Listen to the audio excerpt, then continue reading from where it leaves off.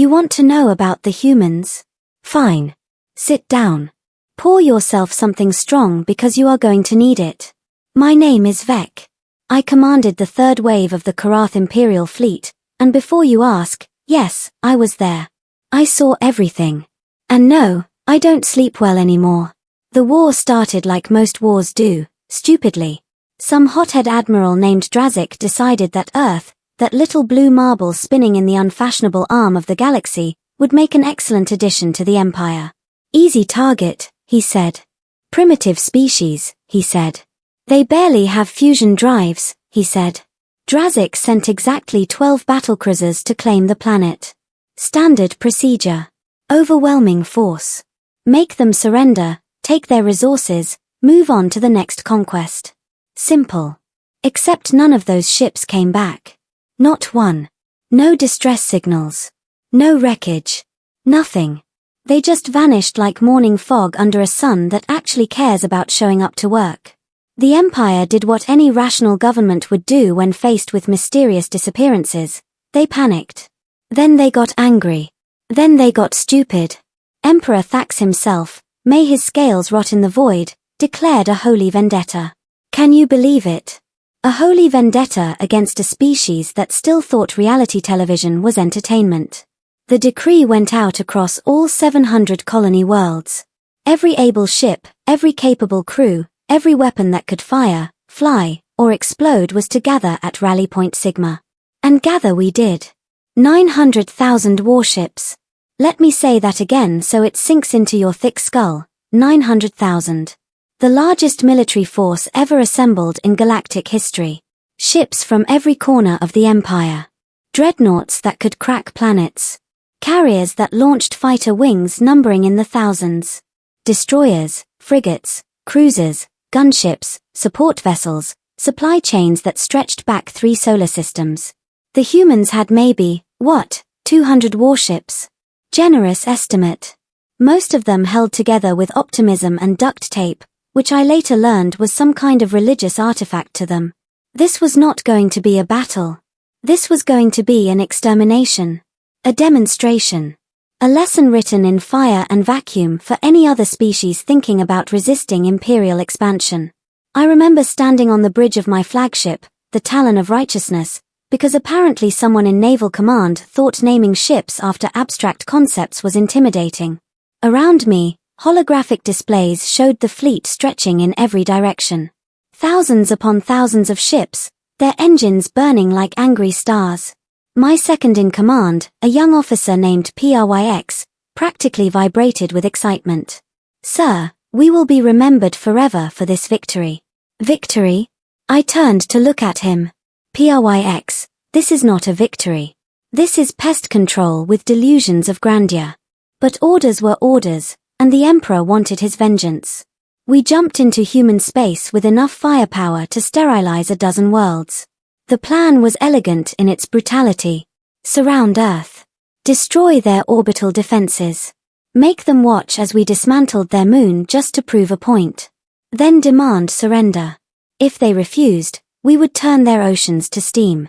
The jump took 6 hours. 6 hours of every captain in the fleet dreaming about medals and glory. 6 hours of tactical officers planning attack vectors. 6 hours of gun crews checking their weapons for the 17,000th time. We emerged from hyperspace in perfect formation, which alone was a miracle given that coordinating 900,000 ships is like herding cats that are also on fire and hate you personally. And there they were. The humans. Except something was wrong. Very wrong. Their fleet was not running. They were not scrambling to defend their homeworld. They were not transmitting desperate pleas for mercy. Instead, exactly 243 human vessels hung in space between us and Earth, arranged in a formation that made absolutely no tactical sense whatsoever. They were waiting. Sir. PRYX looked at his sensors. I'm detecting unusual energy readings from the human ships. Define unusual, I said, though part of me already knew I was not going to like the answer. They are powering up weapons, but the energy signatures do not match anything in our database. It's like they are charging capacitors that should not exist. Then the communication came through. Audio only. A human voice, female, calm as someone ordering breakfast. Karath Fleet, this is Captain Elena Rourke of the Terran Defense Force. You have entered our space with hostile intent. You have one chance to turn around and leave. I suggest you take it. The fleet channel exploded with laughter. 900,000 ships, and every captain thought this was the funniest thing they had ever heard. One human, threatening nearly 1 million warships, suggesting we run away. Admiral Corvin, commanding the whole ridiculous circus, opened a return channel. Human, you are outnumbered 4,000 to 1. Surrender now and your deaths will be quick. There was a pause. Then Elena Rourke laughed. Actually laughed. Oh, honey, she said, and I swear I could hear the smile in her voice. You really should have done your homework. That's when everything shifted. The human ships moved. But moved is the wrong word, really. They flickered. One moment they were there, the next they occupied space 300 kilometers away, then back again, then beside us, then above us, positions changing faster than our targeting computers could track. What in the name of the void? Corvin's voice cracked across the fleet channel. All ships, open fire, now. 900,000 warships unleashed hell. And I mean that literally. The combined firepower could have vaporized a small star. Energy beams, missiles, kinetic rounds, plasma torpedoes, everything we had, all at once, filling the space between us and those 243 human vessels with enough destruction to end civilizations. The humans dodged it. All of it. Not with shields. Not with armor. They simply were not where our weapons arrived. Every shot, every missile, every carefully calculated firing solution hit empty vacuum while human ships danced through the barrage like they were performing some kind of sick ballet. Impossible. PRYX shouted. Our computers cannot even calculate trajectories that fast. The G-forces alone would turn their crews into paste. Then the humans fired back. Not at all of us. That would have been too kind. They targeted exactly 12 ships. One for each vessel Drazik had sent. 12 beams of light, white and pure and absolutely terrifying, lanced out from the human fleet. They did not explode on impact. They did not breach hulls. They simply touched 12 of our dreadnoughts, and those massive warships just stopped existing. No debris. No wreckage. No molecular residue. There one microsecond, gone the next, like the universe had decided they offended it personally. Silence crashed across the fleet channel. 900,000 ships, and nobody made a sound. Second wave, Corvin ordered, his voice shaking now. Focus fire on Sector 7, coordinates transmitted, overwhelm their defenses through sheer volume. We tried. Emperor knows we tried. 300,000 ships concentrated fire on a single point in space. Enough energy to crack a planet's crust. The humans simply were not there anymore. They had moved again, this time appearing scattered throughout our formation, inside our defensive perimeter, surrounded by our vessels. PRYX grabbed my arm. Sir, they are inside minimum weapons range. We cannot fire without hitting our own ship. That was when Captain Elena Rourke's voice came through again, still calm, still unhurried. You know what I find fascinating about your empire? You have conquered 400 species across 700 worlds. 400 different peoples, different cultures, different ways of thinking. And not once, not a single time, did you ever stop to ask yourselves a question. What question? Corvin demanded, rage and fear mixing in his voice. Why were we alone? Elena said.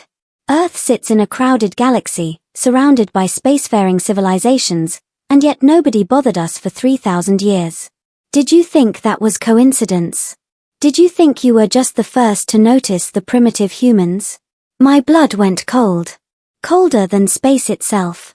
We were left alone, Elena continued, because every species that achieved faster than light travel encountered the same situation 10,000 years ago.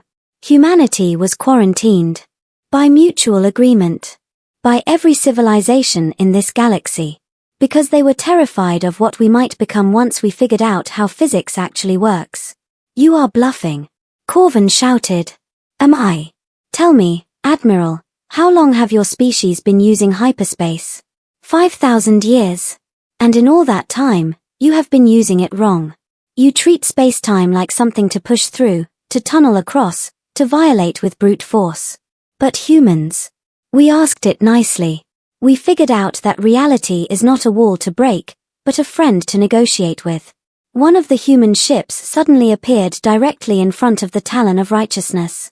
So close I could see the hull markings. A name in human script, persistence. How perfectly annoying. Last chance, Elena said. Leave now, tell your emperor that Earth is off limits, and maybe you get to live long enough to regret this colossal mistake. Corvin made his choice.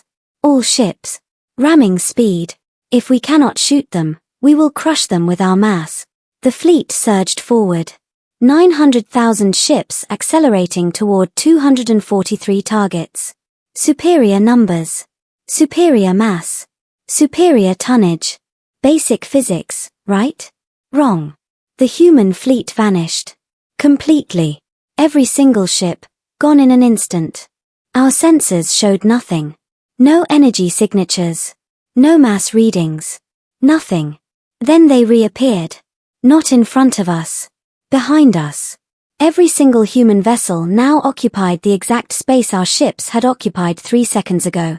And we were heading straight toward Earth at ramming speed with no time to brake. That was when I understood. They had not moved faster than light. They had swapped positions with us through space-time itself. They had literally traded places with us across 4-dimensional space like children playing musical chairs with the fabric of reality. All ships, emergency stop. Corvin screamed. Full reverse thrust. Too late. Momentum is a harsh mistress. 900,000 warships plowed into each other, creating the largest traffic accident in galactic history.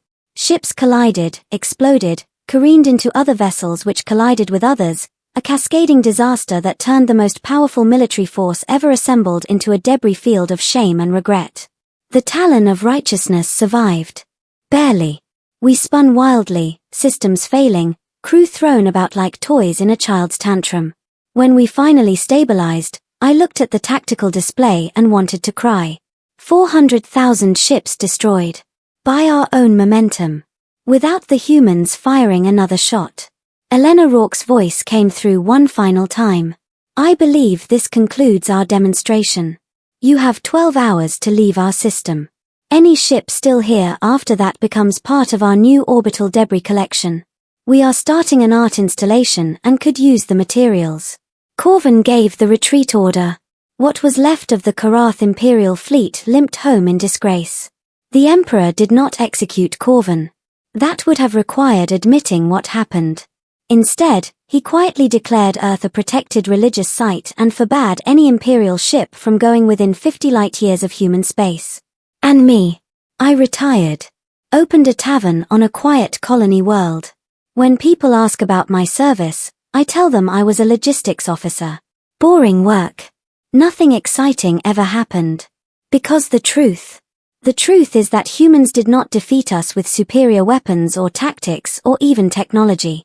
They defeated us by being so fundamentally weird that the universe itself plays favorites with them. They asked physics for a favor, and physics said yes. Never underestimate a species that treats reality like a negotiation. Now get out of my bar. You are depressing my other customers. Hello everyone. If you are enjoying this video and finding it helpful, don't forget to support our channel. Please subscribe to our channel, press the like button, and share this video with your friends and family. Also, make sure to turn on the notification bell so you never miss our upcoming videos. We regularly upload amazing, informative, and entertaining content just for you.